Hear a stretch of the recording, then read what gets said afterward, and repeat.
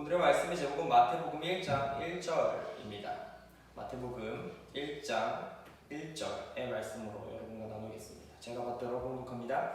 아브라함과 다윗의 자손 예수 그리스도의 계보라. 아멘. 오늘의 말씀의 제목은 위대한 시작이라는 말씀의 제목으로 여러분과 함께 나누고자 합니다. 여러분, 말씀에 앞서서 질문이 하나 있습니다. 여러분 혹시 족보가 뭔지 잘 알고 계십니까? 여러 가문을 다룬 영화나 드라마 등이 정말 많죠. 그 중에 기억상실이 걸렸다든지 그런 이유, 혹은 어렸을 때 좀 떨어졌다든지 버림을 받아 자신의 집안이 어떠한 집안인지 잘 모르고 평생 자랐다거나 나중에 돼서 그 평생 자란 집안이 어딘지 몰랐다가 알게 되어 큰 충격을 받는, 흔히 말하는 막장 드라마가 주로 사용하는 내용 중에 하나가 자신의 가문이나 족보를 모르게 하는 그런 이야기를 주로 많이 사용하고 있습니다. 특히 2009년에 방영됐던 신데렐라맨이라는 드라마도 그 일라스 쌍둥이 중 한 명이 평생 자신의 집안이 어디인지 몰랐다가 갑자기 자신의 집안이 유명한 의류회사라는 걸 알게 되고 나서부터 벌어지는 에피소드들을 다루고 있습니다. 대가족에서 혼자 사는 시대가 되어서 많은 혼족들이 생겨나는 이 시점에 자신의 이름이 성이고 이름에는 성이 있고 이는 다 가문에서부터 나온다는 것은 변하지는 않습니다. 대가족에서 아무리 축소되어서 혼자 사는 시대가 된다고 한다는 말이죠.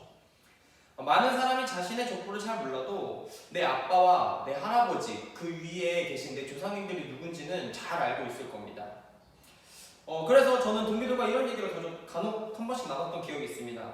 너 가문 중에 혹시 유명한 분이 누구 계시니? 라고 물어볼 때가 있었습니다. 그때 저 같은 경우에는 권율 장군이라고 대답을 했습니다.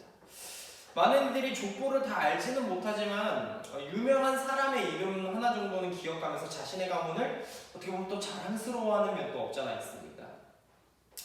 지금 영상을 보시는 분들께서는요, 옆 사람에게 한번 물어보십시오. 자네는 어디 가문일까? 라고 한번 물어보십시오. 이처럼 가문 이야기를 하면서 유명한 사람, 그리고 위대한 사람에 관한 이야기는 꼭 자랑스럽게 하고 가문과 족보 이야기에서 꼭 빠지지 않습니다. 우리 집안에 이렇게 유명한 사람이 있었어 라고 말이죠. 그런데 오늘 볼 본문에도 우리의 자랑스럽고 유명한 가문이 나옵니다. 이 가문, 족보를 통해서요, 그리스도이라는 자부심과 일주일 동안 우리가 어떻게 이 가문을 통해서 힘을 얻고 살아가야 되는지, 한번 구원의 기쁨이 무엇인지 한번 살펴보고자 합니다. 마태복음, 오늘 읽은 본문은 마태복음의 서론인데요, 예수님이 왕으로 본격적으로 사역하기 이전에 탄생과 준비 과정에 대해서 기록하고 있는 게 이 서론의 내용입니다. 그 중에서 1장 1절에서 17절까지는 아브라함과 다윗의 자손으로서의 예수 그리스도의 족보를 나열하고 있습니다. 마태는 왜 자신의 복음서 시작을 족보로 시작하고 있을까요? 가장 큰 이유 중에 하나는 이 복음서가 쓰여진 대상이 있기 때문인데, 그 대상이 바로 유대인이기 때문입니다. 비유대인에게는 딱딱하고 별로 중요하지 않고 지루한 족보 이야기일 수도 있지만 유대인들에게는 메시아의 이야기가 너무나 중요했습니다. 왜냐, 이 족보 얘기가 왜 중요했고 왜 메시아와 연관이 지어지냐, 그 메시아로 오실 그가 반드시 아브라함과 다윗의 자손이어야만 했던 것이었습니다. 이러한 이유에서 유대인들에게는 예수님이 혈통적으로 완벽한 존재라는 것을 마태는 알려야 될 의무가 있었습니다. 그래서 마태는 이 족보를 자기의 서신의 복음서의 가장 맨 앞에 놔둔 것입니다. 그러나 마태는 단순하게 예수님의 혈통을 알리고자 이 17절이나 되는 긴 기록을 하는 것은 절대 아닙니다. 이 세 가지의 중요 포인트를 놓고 왜 마태는 이 본문을 사용했고 이 족보를 통해서 얻고자 했던 게 무엇인지 한번 살펴보려고 합니다. 첫째는요, 그리스도의 탄생까지 이스라엘 역사를 섭리하신 하나님의 주권을 깊이 드러내고 있다는 것입니다. 아브라함부터 예수님에까지 총 몇 대냐면 42대입니다. 이 42대를 14대씩 셋으로 나누어서 다루고 있습니다. 허나 그 족보상 아브라함부터 예수님의 모든 조상들이 다 기록된 건 아닙니다. 보다 중요한 이름을 강조하기 위한 히브리 족보에서 흔히 사용하는 방법을 사용하고 있습니다. 히브리 족보에서 사용하는 방법을 흔히 사용하고 있는데, 그래서 셋으로 구분하는 이유는 이스라엘의 역사를 쉽게 구분하고 이해하기 위한 구조의 목적이라고 볼 수 있습니다. 각 시기별로 이스라엘 역사의 특징들이 잘 나타나는데요. 2절에서 5절은 이스라엘 역사의 태동과 왕국의 형성에 이르기까지 약속과 인내의 시기로서 아브라함부터 다윗의 시기를 나타내고 있습니다. 그 다음에 6절부터 11절까지는요. 이스라엘 왕정 시대이며 왕권을 상실하고 포로기로 끌려갔었던 여고야의 시대에서 끝나는 그 이야기를 왕권부터 포로기까지의 시대의 이야기를 다루고 있습니다. 그 시대에 나오는 족보이죠. 그리고 12절부터 16절은요. 바벨론 포로기 이후에 이방 세력의 괴롭힘 가운데 있던 시기로서 바벨론 포로기부터 메시아가 온 예수님의 이야기를 다루고 있는 그 안에 있는 족보들의 이름입니다. 이처럼 42대의 이야기를 통해서 이스라엘 역사와 하나님의 구속 섭리를 보여주고자 했던 이스라엘 전체적인 역사와 하나님의 구속적인 섭리를 보여주고자 했던 표현들이 잘 나타나 있다고 할 수 있습니다. 둘째는 예수님의 탄생은 이스라엘의 새로운 시대를 암시하고 있습니다. 첫째랑 이어지는 이야기인데요. 셋으로 나는 14대의 마지막 인물들은 마지막과 동시에 다음 시대를 시작하는 사람들이었습니다. 이러한 면에서 예수님은 새로운 이스라엘 역사를 알려주는 전주와도 같은 부분이라고 설명할 수 있습니다. 세 번째로는요, 예수님은 아브라함 언약과 다윗 언약의 성취자로서 제시되고 있습니다. 오늘 본문의 말씀을 보면 족보에 앞서 더 강조되는 내용이 하나 나옵니다. 바로 오늘 본문인데요. 아브라함과 다윗의 자식 예수 그리스도의 계보라라는 것으로서 아브라함과 다윗의 언약을 성취하기 위한 사람으로 온 것을 엄청 강조하고 있습니다.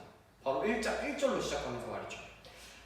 먼저 아브라함 언약이라는 것은 창세기 12장 1절부터 3절인데요. 내용은 다음과 같습니다. 여호와께서 아브라함에게 이르시되 너는 너의 고향과 친척과 아버지의 집을 떠나 내가 내게 보여줄 땅으로 가라.